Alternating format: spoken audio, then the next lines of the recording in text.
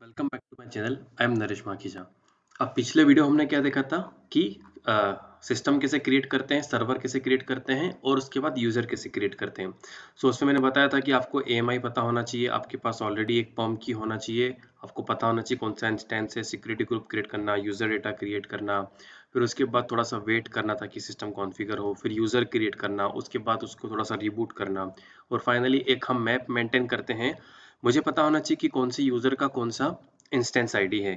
अब हमारा second and point है गेट इंस्टेंस इन्फो। तो क्या होता है, एक बटन था मेरी एप्लीकेशन पे कि अगर मुझे पता करना हो कि जो करंट यूजर है उसका इंस्टेंस लाइक आईपी क्या है उसके सर्वर का। एक एंड पॉइंट है गेट इंस्टेंस इन्फो, प्रोवाइड करता है यूजर नेम। ये कहाँ से प्रोवाइड होगा? फ्रंट एंड से होगा। फ्रंट एंड पे वो जो टेक्स्ट बॉक्स है जहाँ पे यूजर नेम लिखा रहता है वहीं से मैं पिक करता हूँ इस यूजर नेम को। अब जैसे मैंने पहले कहा था मेरे पास एक मैप है, तो यूजर नेम दे के मैं उसकी इंस्टेंस आईडी उठा रहा हूँ। इंस्टेंस इन्फो का मैंने ऑब्जेक्ट बनाया, मेरा खुद का है। अब मुझे बात करनी है AWS EC2 की सर्विसेज से और मुझे उनसे आईपी लेना है। आईपी लेना है और उसके बाद उसका स्टेट लेना है कि वो रनिंग है कि नहीं है। उसके लिए मुझे इसका ऑब्जेक्ट बनाना पड़ेगा, डिस्क्राइब इंस्टेंस रिक्वेस्ट। ये AWS की क्लास है। मेरे पास जो रिक्वेस्ट है उसके अंदर मैंने क्या सेट करी? Instance ID. वो इंस्टेंस आईडी मुझे मेरे मैप से मिली। ये काम हो गया। अब फाइनली EC2 की जो डिस्क्राइब इंस्टेंस मेथड है उसको मैंने रिक्वेस्ट प्रोवाइड करके और गेट रिजर्वेशन ले लिया। इससे क्या हुआ, उस पर्टिकुलर यूजर के और उस पर्टिकुलर इंस्टेंस के जितने भी इंस्टेंस रनिंग है, रनिंग से मेरा मतलब है कि हो सकता है उस यूजर के ऑलरेडी 4-5 इंस्टेंसेस और इस बार हम केवल एक स्पेशल एक ही इंस्टेंस की बात करें, तो इससे क्या मिलेगा? मुझे सारे के सारे इंस्टेंस मिल गया। फिर मैंने इसके ऊपर फॉर लूप लगाया और जो फाइनली मेरा इंस्टेंस आईडी है मुझे वो रिकॉर्ड चाहिए। देखो यहाँ पे दे रहा हूँ inst.get इंस्टेंस आईडी। इसके थ्रू मैं क्या बोल रहा हूँ कि मुझे केवल उस इंस्टेंस की डिटेल दो। वो मुझे मिल गया ऑप्शनल वेरिएबल में। यहाँ से मैंने इंस्टेंस का ऑब्जेक्ट उठा लिया और उसके बाद मैंने क्या करा, यूजर का नाम सेट कर दिया, पब्लिक आईपी का ऑलरेडी कोड है मेरे पास और उसके बाद आईपीवी जो निकाला हमने वो सेट कर दिया। ये हमने रिटर्न करी डिटेल्स इंस्टेंस की। क्या था? इंस्टेंस का आईपी, इंस्टेंस की स्टेट, ये मिली मुझे स्टेट। यहाँ से ये ऑब्जेक्ट मेरा क्रिएट करा हुआ है, ये रिटर्न होगा मेरी बैकएंड एप्लीकेशन से। अब मैंने इन्फो के अंदर सेट कर दिया इंस्टेंस, इंस्टेंस का स्टेटस मुझे मिला यहाँ से, आईपी का अगेन कोड हमारे पास है वो मिल गया। ये दो चीजें हमें चाहिए थी हाल फिलहाल। अब ये किसकी बात होगी? इंस्टेंस की। अब तीसरा हम बात करते हैं जावा इंस्टॉल करने का या चेंज स्टेट। एक और एंड पॉइंट है चेंज स्टेट्स। अगेन मुझे इंस्टेंस इन्फो, अब यहाँ पे बहुत सारी डिटेल है, आई डोंट थिंक सारी यूज कर रहा हूँ मैं, user name password. Let's see code में क्या क्या यूज कर रहे हैं। अगेन यूजर नेम के बेस पे हमें इंस्टेंस आईडी चाहिए क्योंकि एक पर्टिकुलर इंस्टेंस का हमें स्टेट चेंज करना, आइदर स्टार्ट या स्टॉप। मैं चेक कर रहा हूँ कि मेरे पास जो इंस्टेंस स्टेट यहाँ से आई है फ्रंट एंड से, वो स्टार्ट है क्या? तो मुझे सर्वर को स्टार्ट करना है। अगर वो स्टॉप है तो मुझे सर्वर को स्टॉप करना है। तो स्टार्ट करने के लिए अलग एक रेफरेंस क्रिएट करना पड़ेगा, स्टॉप करने के लिए भी रेफरेंस क्रिएट करना पड़ेगा। और EC2 की दो अलग अलग मेथड है, EC2.start इंस्टेंस और EC2.stop इंस्टेंस। ये दोनों मेथड डिपेंड करता है कि हमारा क्या रिक्वायरमेंट है। स्टार्ट करना है तो उसको कॉल करेंगे, स्टॉप करना है तो उसको कॉल करेंगे और ये हमारा रिक्वेस्ट का ऑब्जेक्ट भी क्रिएट होगा। अब ज्यादा चीज प्रोवाइड करी नहीं है, बस इंस्टेंस आईडी ही प्रोवाइड करा है। डिफरेंट ये है कि दोनों क्लास के ऑब्जेक्ट अलग अलग है। अभी हो गया। तीसरा, अब जावा इंस्टॉल करना है। अब ये बहुत ही सिंपल हो गया है यहाँ पे।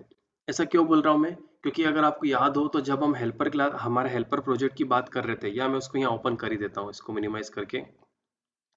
अब जावा कैसे इंस्टॉल करना है वो मुझे ये खुद बता रहा है, जावा का वर्जन और उस जावा को इंस्टॉल करना। अब देखते हैं कि हमारे पास क्या क्या आ रहा है फ्रंट एंड से।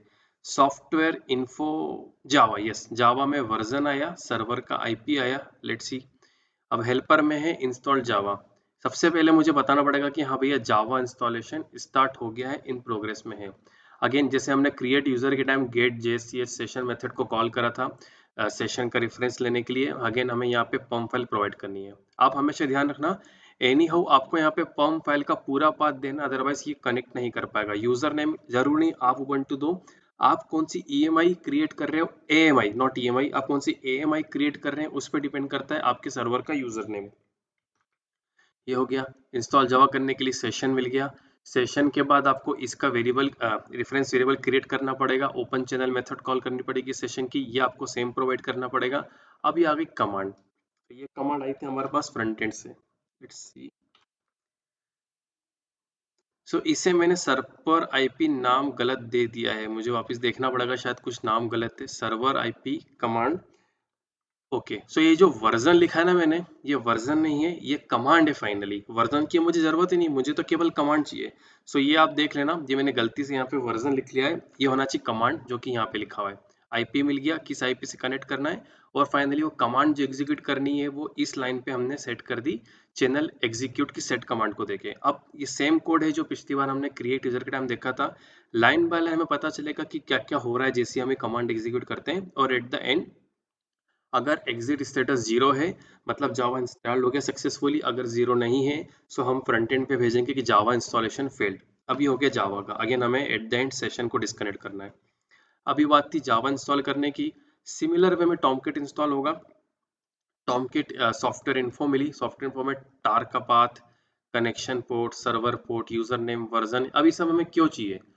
अब टार टार पाथ मतलब क्या, अगर मेरे वर्जन कंट्रोलर पे आऊं और जब टॉमकेट की बात करते हैं तो हमें कहीं ना कहीं से तो टार फाइल डाउनलोड करनी है, वो टार पाथ हमें यहाँ मिल गया। कनेक्टर पोर्ट, सर्वर पोर्ट, अगर आपको याद हो तो मैं दो पोर्ट लेता हूँ फ्रंट एंड पे, वो भी हमें चाहिए। उसके बाद हमें उस यूजर नेम चाहिए, क्योंकि यूजर नेम के बेस पे मुझे अगेन आईपी मिलेगा कि भैया मुझे कौन से यूजर के लिए इंस्टॉल करना है। ये सब चीजें मिली। अब ये मैंने, अब मैं चाहता तो उस आईपी को इस मैप में रख देता, लेकिन आई डोंट नो क्यों, शायद मैंने मिस्टेक करी, मुझे आईपी को भी इस वेरिएबल में रख देना चाहिए था, इस मैप के अंदर। ये जो मैप है यहाँ पे यूजर इंस्टेंस इन्फो में, मुझे देखना पड़ेगा कि आईपी है कि नहीं। आप देख सकते हैं अगर यहाँ पे आईपी हो, सो की जरूरत नहीं आपको बार बार ये मेथड कॉल करके आईपी उठाने के। कौन सा था मेथड, क्रिएट इंस्टॉल टॉमकेट, यहाँ गए हम। अभी कोई जरूरी नहीं हर बार आपको आईपी उठाने की, आप इस मैप से भी उठा सकते हो। बस आपको करना ये है, आपको देखना है कि जब क्रिएट इंस्टेंस हो रहा है, क्रिएट इंस्टेंस मेथड के टाइम हम इसमें आईपी सेट कर रहे हैं कि नहीं। अब इंस्टॉल टॉमकिट, सबसे पहले again Tomcat installation is in progress. एक मेथड है डाउनलोड जार फाइल। सो मुझे क्या करना है, मुझे जार फाइल सबसे पहले डाउनलोड करना है। सबसे पहला काम क्या है, जार फाइल को डाउनलोड करना, उससे हो गया। अब उसके बाद जार फाइल डाउनलोड करने के बाद मुझे उस जार फाइल को एक्सट्रैक्ट करके कनेक्टर पोर्ट और सर्वर पोर्ट को भी चेंज करना है। एक चीज जब मैं डेमो दे रहा था तो मैंने आपको क्या करा था, वहाँ पे AWS पे जाके जो सिक्योरिटी ग्रुप है वहाँ पे दिखाया नहीं था कि जो तो नया पोर्ट मैंने दिया है जिसपे टॉमकिट एक्सेसिबल है उसको मैंने अपडेट करा कि नहीं करा, सिक्योरिटी ग्रुप में अपडेट करा कि नहीं करा, और इसमें जो उसकी सर्वर की XML फाइल होती है server.xml, इसमें अपडेट करा कि नहीं। तो ये कमांड है जिससे केवल टॉमकिट, ये टॉमकिट का पाथ आया cd, ये हमारी होम डायरेक्टरी में जाएगा, जैसे मेरा मान लो यूजर नेम नरेश है, cd/home/naresh वहां तक पहुंच गया। उसके बाद ये टार पाथ मिला उसको, cd w get, इसको टार फाइल का पाथ मिलेगा, वहां से डाउनलोड हो जाएगी। उसके बाद टार फाइल को एक्सट्रैक्ट करेगा, कनेक्टर पोर्ट को चेंज करेगा, जो पोर्ट मैंने दिया कनेक्टर पोर्ट, कनेक्टर पोर्ट मतलब मेन पोर्ट जो टेक्स्ट बॉक्स में लिखा था। फिर उसके बाद वर्जन उठाएगा, और इसके बाद सर्वर पोर्ट को बदलेगा, और एट द एंड जो हमारा यूजर है उसको ये कमांड एग्जीक्यूट की dash R, user name dash R, हमारे यूजर का नाम होगा यहाँ पे, और सबकी एक्सेस मिल जाएगी। हम अपनी डायरेक्टरी और यूजर की परमिशन जो है चेंज कर रहे हैं यहाँ पे। ये इतना जरूरी नहीं है, आप चाहे तो 777 भी दे सकते हैं। कमांड यहाँ पे बता दी, थोड़ा सा वेट करेंगे हम। अब जैसे ही हो गया, ये सारा आउटपुट हमें मिल जाएगा कि भैया टॉमकिट सक्सेसफुली इंस्टॉल्ड हुआ था कि नहीं हुआ था। अब ये होने के बाद टॉमकिट इंस्टॉल हुआ है, स्टार्ट नहीं हुआ, लेकिन जिस पोर्ट पे मैं टॉमकिट को स्टार्ट करना चाहता था, जिस पोर्ट पे यूजर टॉमकिट को स्टार्ट करना चाहता था, वो तो मैंने यूजर से पहले ले लिया था। तो यहाँ मुझे जाके अपना पोर्ट जो है सिक्योरिटी ग्रुप में ऐड करना है। अब यहाँ पे सिक्योरिटी ग्रुप को क्रिएट करने की बात नहीं आ रही, सिक्योरिटी ग्रुप को मॉडिफाई मतलब सिक्योरिटी ग्रुप एक पोर्ट ऐड करने की बारी आ रही है। तो देखो मैं एक ऑब्जेक्ट क्रिएट कर रहा हूँ authorize security group ingress request का, उसमें मैं ऑलरेडी सिक्योरिटी ग्रुप का नेम प्रोवाइड कर रहा हूँ। तो मेरा ऑलरेडी स्टैंडर्ड है user name dash my security group. उसके बाद सबके लिए 000 मतलब सारे के सारे आईपी के लिए इसको अलाउ करना, और फाइनली कौन सा पोर्ट, तो यहाँ पे पोर्ट बता रहा हूँ, और ये मेथड कॉल कर रहा हूँ authorize security group ingress, EC2 का रेफरेंस मैंने यहाँ पे पास कर दिया, और मेरा काम हो गया। क्या हो गया, इससे टॉमकिट इंस्टॉल हो गया, स्टार्ट नहीं हुआ है। जो जार फाइल डाउनलोड हुई उसके अंदर पोर्ट वगैरह चेंज करने थे, वो हो गया। फिर इस मेथड के थ्रू सिक्योरिटी ग्रुप मॉडिफाई हो गया। अब हमको क्या करना था, हमें मैनुअली जाके टॉमकिट को स्टार्ट करना था, वो हमने करके देख लिया था। अब बारी आती है, आई थिंक ये आखिरी है, माई सिक्वल। सो माई सिक्वल के केस में एक छोटी सी चीज है, अगर आपने कभी माई सिक्वल EC2 या उबंटू या कोई भी मशीन पे स्टार्ट इंस्टॉल करा है, तो आपने देखा होगा वो बहुत सारी चीजें हमसे मांगता है, यस नो, रूट का पासवर्ड क्या रखना है, और भी बहुत सारी सिक्योरिटी की चीजें वो मांगता है। सो मैंने क्या करा यहाँ पे, ऑटो एक्सपेक्ट फाइल को इंट्रोड्यूस करा है। ओपन करता हूँ मैं ऑटो एक्सपेक्ट फाइल। ये सब तो कमेंट है, इसकी हमें टेंशन नहीं है। यहाँ पे आते हैं। सो क्या बोल रहा है ये, इतनी सारी चीजें, validate password component can be use, बहुत सारी चीजें हमसे टॉमकिट मांगता है। लाइक आपका पासवर्ड क्या है, न्यू पासवर्ड, री एंटर पासवर्ड, और उसके बाद एस्टिमेटेड स्टैंड पासवर्ड की हमको रखना है क्या। जैसे अब अगर हम यूजर क्रिएट कर रहे हैं तो हमें बता रहे यूजर को पासवर्ड को रेस्ट्रिक्शन देना है क्या, रिमूव एनोनिमस यूजर्स वो हमसे यस और नो मांगता है, root should be allowed to connect from outside और लोकल होस्ट ये हमसे मांगता है। So, होता क्या है, जैसे ही मैं टॉमकिट इंस्टॉल करने जाता हूँ, मैं इस फाइल को एग्जीक्यूट करता हूँ, मैं आपको कोड में ले जाता हूँ। अगेन ये मैंने आईपी मांगा है, आईपी मिल गया, इंस्टॉल माई सिक्वल, EC2 का रेफरेंस और माई सिक्वल की इन्फो मिली। माई सिक्वल की इन्फो में एक बार देख लेते क्या है, रूट पासवर्ड, कौन से पोर्ट पे रन करना है, कौन से यूजर के लिए। अभी हमारा वो वाला यूजर नहीं, ये माई सिक्वल का यूजर जो हमने बोला, सॉरी ये है वो एडिशनल यूजर पासवर्ड, वो है जो हमने बात करी थी कि हम एक यूजर क्रिएट करना चाहते हैं। ये तो जो मेन यूजर जिसके लिए सर्वर क्रिएट करा था वो है। अलाउ करना है कि नहीं रिमोट लॉगिन, चेकबॉक्स का ऑप्शन था यहाँ पे। अब again MySQL installation is in progress. अब जैसे हमने टॉमकिट के केस में करा था, उस समय मैंने क्या करा था, जार को इंस्टॉल कर लिया था उसके बाद करा था, क्योंकि कोई फर्क पड़ना नहीं था। यूजर को तो सिक्योरिटी ग्रुप मॉडिफाई होने के बाद ही एक्सेस मिलेगा उसका सर्वर का। लेकिन यहाँ पे टॉमकिट जैसे ही स्टार्ट होता है तो उसके पहले ये हमारी जवाबदारी है कि जो पोर्ट यूजर चाहता है उसको हम सिक्योरिटी ग्रुप में ऐड कर दें, ताकि टॉमकिट जो है रिमोट लॉगिन भी हो सके। एडिशनल यूजर नेम हमने निकाल लिया। अब फाइनली ये जो ऑटो एक्सपेक्ट फाइल की बात करी थी, आपको बस इतना ध्यान देना है कि ये सब तो हमेशा सेम ही रहेगा। SFTP से हम फाइल ट्रांसफर कर रहे हैं, लोकल मशीन से हम क्या कर रहे हैं, फाइल उस सर्वर पे ट्रांसफर कर रहे हैं, इसलिए SFTP प्रोटोकॉल का यूज कर रहे हैं हम। अब आज आपको इतना ध्यान रखना है कि ये आपको पाथ करेक्ट देना है। मेरे केस में फाइल यहाँ रखी है, सो मेरे पर वर्क स्पेस का पाथ और ऑटो एक्सपेक्ट फाइल का पाथ ध्यान रखना, it should and with EXP से इसको खत्म होना चाहिए, और ये सेम रहेगा, आपको उसको चेंज करने की जरूरत नहीं है। फाइल ट्रांसफर हो गई यहाँ से सर्वर पे, जाते हैं वापस। अब ये बिल्कुल एक होता है ना कमांड एग्जीक्यूट करना, सारी कमांड एक एक करके ना अपेंड करी, चाहता तो एक लाइन में सबको वेट कर देता, लेकिन इतना इजी नहीं होता समझना। अब देखो कितने ऐसे इस फोल्डर पे गए, ये जो मैंने फाइल ट्रांसफर करी उसकी सारी परमिशन मैंने ऐड करी कि भैया ये एक्सेसिबल होना चाहिए, अपडेट करा, एक्सपेक्ट वाई करा, ये सब आप देख लेना, थोड़ा थोड़ा बीच में स्लिप डाला है मैंने। अब माई SQL आप चाहो तो भली इसको एग्जीक्यूट करने के पहले आप मैनुअली इंस्टॉल कर रहे थे ना, आपसे 4-5 चीजें पूछेगा वो, फिर मन में सवाल आएगा कि ये चीजें पूछ रहा है तो हम इसको रन टाइम पे जवाब कैसे देंगे। सो उसका आंसर है ऑटो एक्सपेक्ट। अब ये कोई जावा का फीचर नहीं है, ये शेल स्क्रिप्ट का ही है। शेल स्क्रिप्ट का है, ये नॉर्मल कमांड से वो का है, हमें ऑटो एक्सपेक्ट खुद एक प्रकार का फीचर होता है, और ये नाम खुद सजेस्ट कर रहा है ऑटो एक्सपेक्ट। जो भी ये एक्सपेक्ट कर रहा है वो इसको ऑटोमेटिकली मिल जाएगा। एंड डोंट वरी, अगर आपको ये चीज़ें समझ में नहीं आ रही तो जैसे ही ये वीडियो अपलोड हो जाएंगे, मैं एक शेल स्क्रिप्ट की बेसिक प्लेलिस्ट ऐड करूंगा।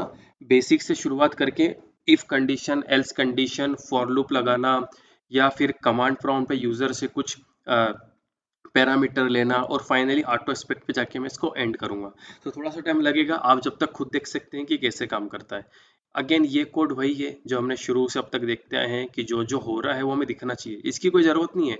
लेकिन जो जो लाइन एग्जीक्यूट हो रही है हमें एज अ डेवलपर पता होना चाहिए कि पीछे क्या क्या हो रहा है। तो सब दिख गया, एग्जिट स्टेटस 0 है तो सक्सेसफुली इंस्टॉल हो गया, एग्जिट स्टेटस 0 नहीं है तो वो फेल हो गया। तो आज की वीडियो में इतना ही था, thank you so much. Next video में अब जो फ्रंट एंड बाकी है उसका ज़्यादा ओवरव्यू तो नहीं दे पाऊंगा मैं, जितना पॉसिबल हो पाता है मैं आपको देता हूँ। और एक चीज़ और मैं आपको भी बताता हूँ, फ्रंट एंड जो है वैसे आपको पता है Vue.js में है, व्यू में है, और वो 8080 पोर्ट पे रनिंग है। जो मेरी हेल्पर है वो 8081 पे है। एक बार चेक कर लेता हूँ मैं भी कि वो हेल्पर कौन से पोर्ट पे रनिंग है। हेल्पर 8082 पे है, और जो मेरी मेन एप्लीकेशन है बैकएंड की वो रनिंग है 8081 पे। या हेल्पर 8082 पे है, और AWS डेमो 8081। कोशिश करूंगा मैं इसको नेक्स्ट वीडियो जो है कल ही अपलोड करके सारी फाइलें गिटहब पे अपलोड कर दूंगा, तो आपको एक्सेस मिल जाएगा। आपको कोड में कुछ भी डाउट हो प्लीज आप कमेंट करिए वीडियो पे, आपको वीडियो लगा कैसा वहां पे भी कमेंट करके हमें बताइए। या thank you so much. Next video में फ्रंट एंड के कोड के बारे में बात करेंगे।